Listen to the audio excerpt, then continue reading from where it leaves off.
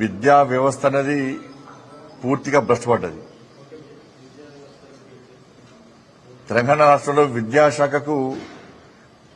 విద్యాశాఖ మంత్రి లేడు 2 సంవత్సరాల నుంచి. గత ప్రభుత్వంలో అదే పరిస్థితి, ఈ ప్రభుత్వంలో అదే పరిస్థితి. గత ప్రభుత్వంలో కనీసం స్కావెంజర్ లేరు, ఈ ప్రభుత్వంలో అదే పరిస్థితి. కష్టపడి చదువుకొని ఒక ఉన్నత స్థానానికి పోవాలని చెప్పి ఒక లక్ష్యంతో ఉన్నటువంటి పేద ప్రజల యొక్క ఆశలుగా మిగిలిపోతుంది తప్ప వాళ్ళ ఆశయాలను సాధించే స్థితిలో ఇవాళ తెలంగాణ రాష్ట్రంలో పేద ప్రజలు లేరనే విషయం వాస్తవం.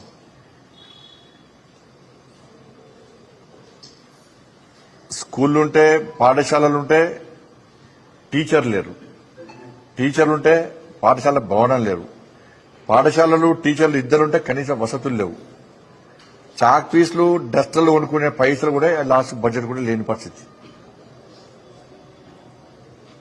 వాటర్ ఫెసిలిటీస్ లేవు, టాయిలెట్స్ లేవు, స్కూల్ బిల్డింగ్స్ లేవు, లోపల ఫర్నిచర్స్ లేవు, టీచర్ పోస్టులన్నీ ఖాళీ ఉన్నాయి, స్కావెంజర్స్ లేరు, డ్రాప్ అవుట్స్ ఎక్కువైతున్నాయి.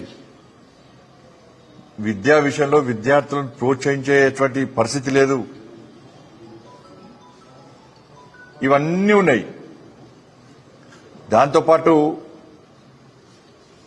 ఈ ప్రభుత్వ పాఠశాలలో ఈ పరిస్థితి, ప్రభుత్వ పాఠశాలలో విద్యార్థులు ప్రైవేట్ పాఠశాలలో పోదామంటే ఆ ఫీజులు భరించలేని పరిస్థితి, అంటే ఫీజు రీయింబర్స్మెంట్ చేయలేని పరిస్థితి.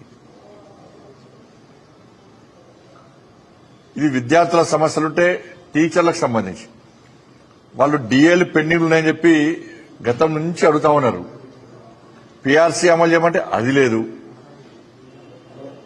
పదవీ విరమణ పొందినటువంటి ఉద్యోగస్తులకు వాళ్ళ బెనిఫిట్స్ లేవు. ఇవన్నీ కూడా ఈ విద్యా వ్యవస్థలో ఇటు విద్యార్థులు, ఇటు ఉపాధ్యాయులు, వీళ్ళకంటే ఎక్కువ పేరెంట్స్ పడుతున్నటువంటి ఇబ్బందులు ఇవన్నీ కూడా.